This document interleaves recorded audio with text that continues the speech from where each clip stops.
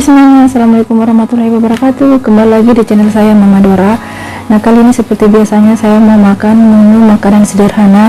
Di sini menunya ada sayur kenikir yang ditumis, ada lalapan mentah, ada daun selada, ada kecipir, ada pete, ada ikan goreng, ada timun, ada kacang tanjung dan sambal terasi. Dan pastinya saya pakai nasi guys. Oke, langsung saja.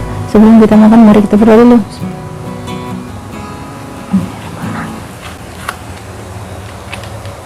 Kita coba daun kecipirnya guys. Ini daun kecipir biasanya dijadikan lalapan, tapi saya tumis.